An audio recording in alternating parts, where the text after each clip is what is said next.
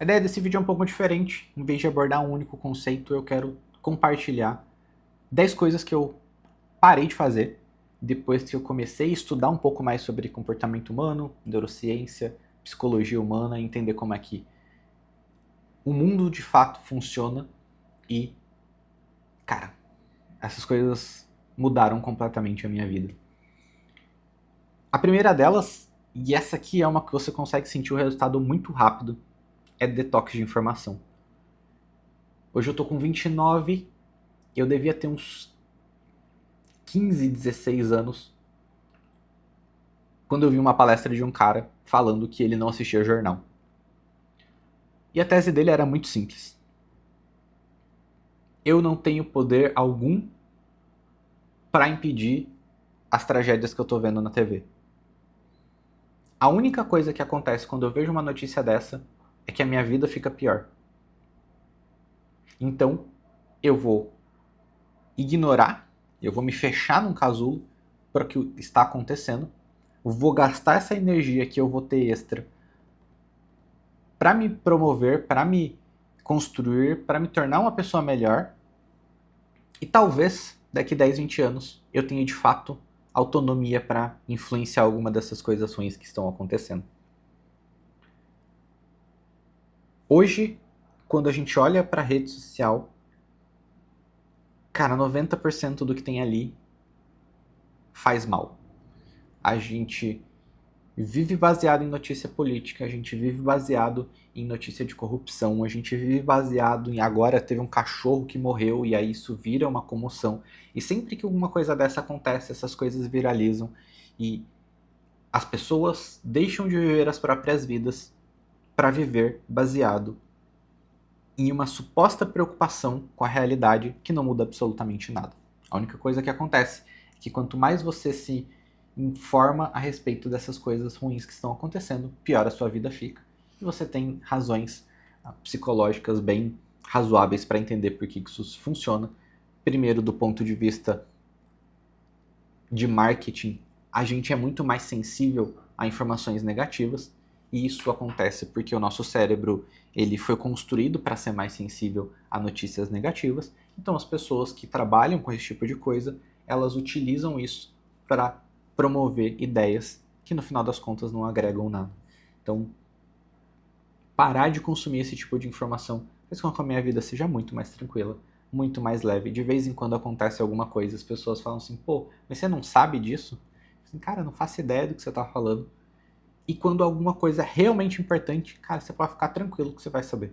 Então, por exemplo, na época da pandemia, eu lembro de ter visto ali um pouco do burburinho e eu falei assim, bicho, se algo realmente acontecer, vai chegar em mim.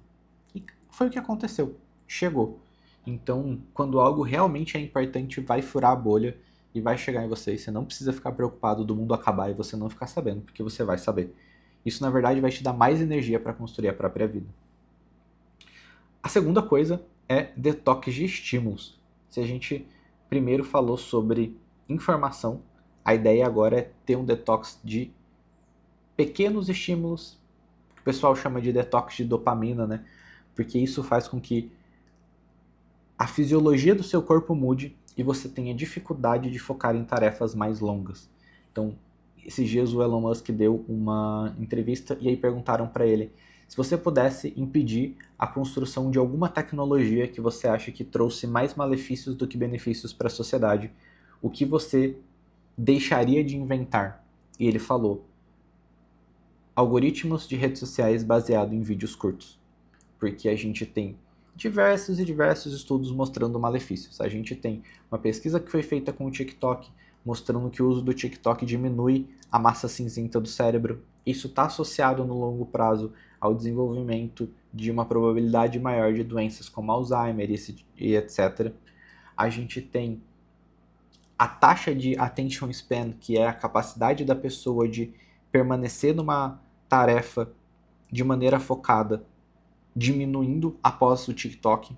Então, quando a gente tem, por exemplo, trazendo para o marketing, que é uma realidade mais próxima da minha, antes do TikTok, você tinha 6 segundos para chamar a atenção de uma pessoa na rede social. Depois do TikTok, isso caiu para 1,5 segundo. A gente tem diversas pesquisas que estão saindo agora com crianças mostrando que o excesso de estímulo está levando ao que eles chamam de autismo virtual, que é você reproduzir sintomas da doença, mesmo que você não tenha ela. Uma série de diagnósticos de TDAH sendo feito de maneira equivocada, porque as pessoas estão com o cérebro hiperestimulado e aí elas desenvolvem também esses sintomas de TDAH. Você tem algumas pesquisas mostrando que se o celular estiver no mesmo ambiente que você, a sua retenção de informação enquanto você estuda, mesmo que ele esteja desligado, é menor. Então, a quantidade de pesquisas que a gente tem mostrando os malefícios das redes sociais, dos estímulos modernos fáceis, das notificações, são infinitos. Eu até comento com as pessoas mais próximas que o objetivo da minha vida de longo prazo é não precisar ter mais celular. Porque se você não está usando ele de forma intencional, cara, vai te destruir. Então, hoje, talvez eu possa até depois gravar um vídeo a respeito, mostrando como é que eu faço para ter essa diminuição de estímulos, mas uma dica rápida que você já pode aplicar é, cara, eu não tenho rede social no meu celular. Então, se eu quero acessar o meu Instagram, eu tenho que fazer ou pelo celular da empresa, que não sai do escritório, que é o celular que eu uso para fazer as postagens, ou preciso acessar pelo desktop. Só essa pequena mudança já pode trazer muito benefício para a sua vida também. O terceiro, tomar cuidado com suas palavras. Eu costumo brincar com a minha esposa que toda mentira grande, ela tem um fundo de verdade. Porque se ela fosse 100% mentira, ela não teria capacidade de enganar as pessoas. E uma dessas mentiras que eu acredito é a ideia da confissão positiva. Aquela ideia de que você vai dizer e algo vai acontecer porque você disse. Ou a ideia de mentalização, que alguma coisa vai acontecer porque você está repetindo aquilo. Ou aquela ideia da autoafirmação, você ir na frente do espelho e falar assim, não, eu sou confiante, eu sou bonito, eu sou agradável. Nada disso funciona, a não ser pelo placebo. Mas existe um fundo de verdade que fez com que essas coisas se propagassem, que é a forma como o nosso cérebro se relaciona com a linguagem. Existem algumas pesquisas que mostram, por exemplo, que sociedades como o Brasil, que a gente fala ganhar dinheiro, em contraste com sociedades como os Estados Unidos, que eles dizem make money, que a tradução seria fazer dinheiro, muda o nosso cérebro para que nós sejamos mais assistencialistas, enquanto os Estados Unidos sejam uma sociedade mais proativa em relação a fazer dinheiro, porque a linguagem dá a entender isso. Então o Jordan Peterson tem uma das suas regras que ele diz, não diga coisas que te tornem fraco. Se você verbaliza algo, você presta atenção naquilo. Se você presta atenção naquilo, aquilo vai formando a sua identidade. Se você está sempre reclamando, inclusive saiu uma pesquisa recentemente mostrando que pessoas mais pessimistas têm uma tendência maior a ter problemas mentais, demência, Alzheimer, etc. Porque esse pensa assim, nossa, mas se isso não fosse verdade, não refletiria de forma fisiológica. E é real, porque se você começa a prestar atenção nessas coisas, a fisiologia do seu cérebro vai mudando para focar naquilo que você está dando atenção. Então, tomar cuidado com as palavras, não ser o tipo de pessoa que está sempre reclamando, não ser o tipo de pessoa que está sempre falando fofoca e sempre falando mal do outro. Começar a utilizar as palavras de uma forma intencional para que você consiga ter mais poder de ação sobre a realidade. Depois disso, cuidar do sono. Isso aqui foi uma coisa que eu demorei muito para aprender. A maior referência do mundo hoje a respeito de sono é o Matthew Walker. Ele tem um livro chamado Por que Dormimos, que vale a pena ler. Que basicamente, se a gente para olhar para todos os estímulos fisiológicos do nosso corpo, água, estresse, alimentação, exercício físico, sono é o mais importante. Porque o sono é inegociável. Se a gente não dorme, a gente não produz. Simples assim. E aí uma das pesquisas mais interessantes do meu ponto de vista do Matthew Walker é que ele prova que pessoas que dormem mal, elas são mais improdutivas mesmo que elas não percebam. Então basicamente eles fizeram uma pesquisa, colocaram essas pessoas para fazer umas provas e falavam, você acha que o seu desempenho nessa prova foi afetado pela sua falta de sono? E a pessoa dizia não. E aí quando comparavam a pessoa fazendo a prova, dormindo bem e em restrição de sono, o resultado dela era pior, mesmo que ela achasse que não era. Então você provavelmente deve ouvir pessoas, às vezes pode até ter dito já de não, eu tomo café 8 horas da noite e eu durmo super bem. Mentira, você não dorme. É que você não consegue perceber que você dorme mal, que o seu sono é tão ruim que você não consegue ter noção de quão ruim ele é. Depois que você começa a cuidar do seu sono e ter um sono de qualidade, quando você dorme mal, você percebe, fala assim, caraca, realmente eu não tô no meu auge, eu não tô ali com o cérebro muito rápido porque eu dormi mal. Então, cuidar do sono é absolutamente inegociável e não tem muito para onde correr. Aí você pode dar uma olhadinha sobre higiene do sono, sobre como é que você tem que fazer para organizar a sua casa, umidade do quarto, temperatura, principalmente luz solar e provavelmente, baseado na experiência que eu tenho das pessoas que seguiram esse conselho, inclusive na minha própria vida, é game changer. A vida muda depois que você começa a dormir bem. Outra coisa, focar muito em conhecimento técnico e conhecimento moderno. Quando eu conheci minha esposa, eu lembro que eu cheguei na casa dela e uma das conexões que a gente teve logo de cara foi que eu tinha uma bibliotecazinha e ela tinha uma bibliotecazinha também, uma estantezinha ali com seus 20, 30 livros. E eu só tinha livros técnicos. Ela só tinha literatura. E aí eu lembro que eu fiz a piada, falei assim, você podia começar a ler livro de verdade, né? Porque ela tava lendo ali Crepúsculo, Jogos Vorazes e livros do tipo Jane Austen. E durante um bom tempo eu achei que o conhecimento da humanidade estava restrito a esses livros mais modernos voltados para pesquisa.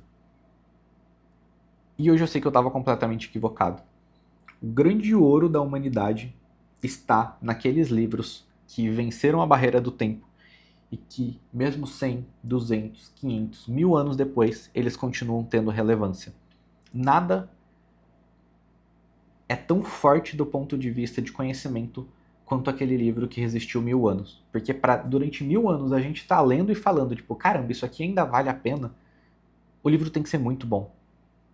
Por outro lado, se um livro é produzido agora e daqui 10 anos ninguém mais fala dele, mesmo que ele tenha passado pelo hype, provavelmente não era um livro tão bom. Um livro que, na minha cabeça, obviamente vai entrar nessa seara de livros que foram esquecidos, mesmo sendo muito vendidos, é 50 Tons de Cinza. Tem absolutamente nenhum tipo de conhecimento ali que engrandeça a sociedade. E não é pelo fato de ser literatura, porque a gente tem diversos livros de literatura, a gente tem Shakespeare, a gente tem Dostoiévski, a gente tem Dante Alighieri, Don Quixote, vários autores de literatura, de ficção, que marcaram a sociedade e que até hoje continuam influenciando.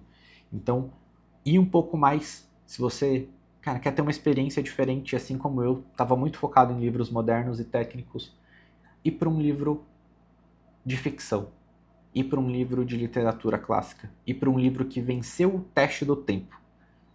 Provavelmente você vai perceber que a visão que você tinha sobre a realidade era muito limitada e um mundo novo de possibilidades vai se abrir para você. Outra coisa, esse aqui veio do livro Hábitos Atômicos, é focar em processos e sistemas e não em resultados. Durante muito tempo, eu tinha muita facilidade para emagrecer. E aí, em vez de tentar desenvolver o hábito da academia, quando eu engordava um pouquinho, eu falava assim, vou fazer uma dieta aqui e emagrecer. E aí eu perdia 3 quilos e parava. E isso foi muito ruim, por um lado, porque fez com que eu não criasse o hábito de ter academia de uma forma consistente na minha rotina. E esse é só um exemplo, de diversas formas eu cometi esse erro em outras áreas da vida também. E aí, mais recentemente, eu entendi que, cara, se eu quero ter um efeito composto de desenvolvimento pessoal ao longo do tempo, o resultado é menos importante que o processo. O processo é, cara, eu vou pra academia 5 dias por semana. O processo é, cara, eu vou ler 20 minutos por dia, independente de qualquer coisa. O processo é, cara, eu vou acordar e me expor ao sol pela manhã todos os dias depois que eu acordar, porque esse é o principal gatilho para melhoria de sono. Independente de qualquer coisa, mesmo que eu não esteja emagrecendo, mesmo que eu não esteja batendo uma meta específica de leitura, mesmo que eu não esteja conseguindo dormir bem hoje, se eu acreditar no processo que eu estou seguindo e construir esse sistema para ter esses hábitos de forma recorrente, o meu efeito no longo prazo de resultado vai ser muito maior. Então, já tem um tempo que eu comecei a mudar a forma como eu olhava para minha vida e deixar de pensar em tipo, qual que é o número objetivo? É óbvio que é importante ter isso, tem outro vídeo no canal falando sobre como ter essa consciência de para onde a gente está indo é importante para a construção de metas, mas uma outra parte extremamente importante, talvez até mais importante, é, cara, o que eu estou fazendo de fato para chegar lá. Isso leva a um outro ponto, que é a construção de hábitos e rotinas. Dos meus 13 aos 17, eu vivi tentando construir algo e falhando miseravelmente. Todo final de ano, eu olhava para minhas metas e eu não tinha conquistado absolutamente nada. E o meu problema é que eu queria ser mais disciplinado. Eu ia e pensava assim, eu faltei na academia. Isso é porque eu sou uma pessoa indisciplinada. Amanhã eu vou me esforçar mais. E às vezes eu conseguia me esforçar mais, conseguia ir na academia uma vez, 2, 3, mas cara, na quarta vez a força de vontade já tinha ido embora, e aí entrava tudo por água abaixo e entrava num processo ali de mais uma semana faltando até recuperar um pouquinho a força de vontade e tentar de novo, e ficava nesse ciclo eternamente. Quando você entende que existe uma forma de hackear o nosso cérebro, para usar um termo chulo, que é através da construção de hábitos, tudo fica mais fácil. Você deixa de tentar ser uma pessoa disciplinada e você passa a ser uma pessoa que tem hábitos e rotinas bem construídas para que o seu corpo execute aquilo ali de maneira automática. É assustador como, depois de um período indo para academia todos os dias, tem dia que você está cansado, sem saco nenhum. Parece que o seu corpo levanta sozinho e vai, porque aquilo ali se tornou habitual. Sabe quando você está um pouco entediado, você está na fila do médico ou na fila do caixa eletrônico, esperando para ser atendido, esperando para pagar uma conta. E aí você nem está pensando em nada, mas por reflexo você pega o celular, abre o Instagram, olha as notificações e fecha o celular. Aí passa mais um pouquinho, cara, é a mesma coisa, você pega o celular, vai lá, abre o WhatsApp, vê se não tem nada, fecha o celular. Isso algumas pessoas chamam de reflexo fantasma, né? Um tipo de reflexo que não tem exatamente uma função, é só um hábito, um vício de comportamento que o seu corpo tem. Você pode construir isso de maneira intencional com coisas boas, porque quando a gente olha para a construção fisiológica desse processo, vícios e hábitos eles têm exatamente a mesma construção. A diferença é que um vício é ruim e um hábito é bom. Então, talvez esse seja, junto ali com a construção de hábitos e de processos e sistemas, uma coisa que vai gerar um efeito no longo prazo muito maior do que todas as outras que você pode tentar conquistar pela própria força de vontade. Por último, mas não menos importante,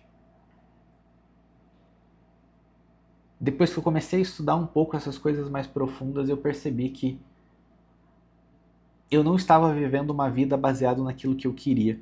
Eu estava vivendo uma vida baseada naquilo que os outros queriam.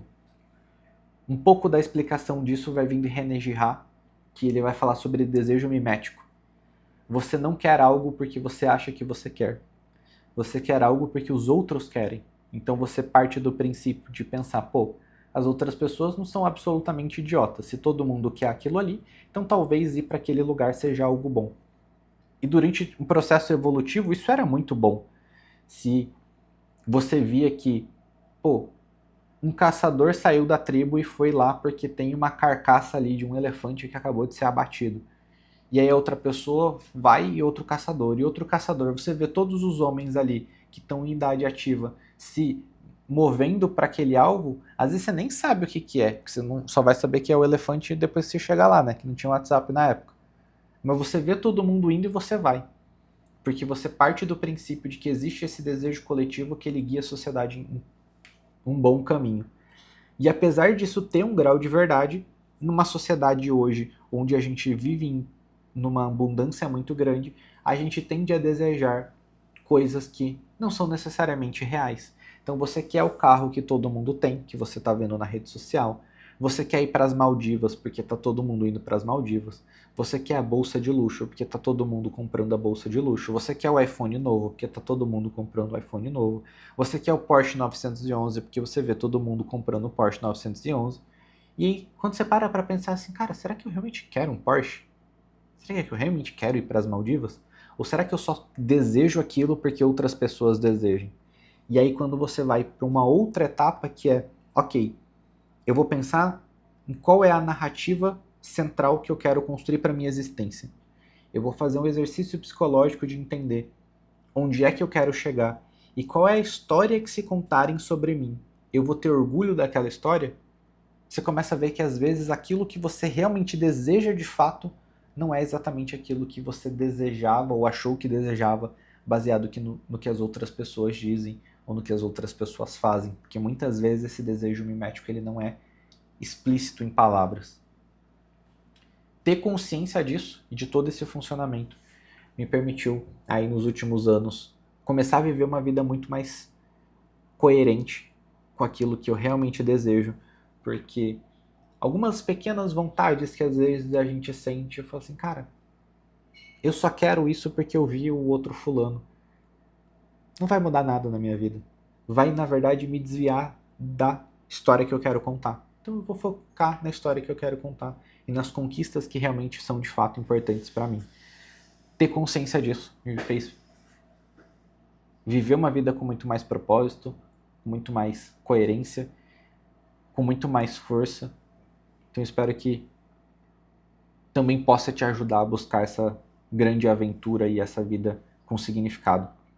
Se você quiser aprofundar em qualquer um desses pontos, quiser pedir lista de referências por onde que você pode aprender mais a respeito disso, só me mandar uma mensagem no Instagram que eu vou estar 100% à disposição para te ajudar. Obrigado.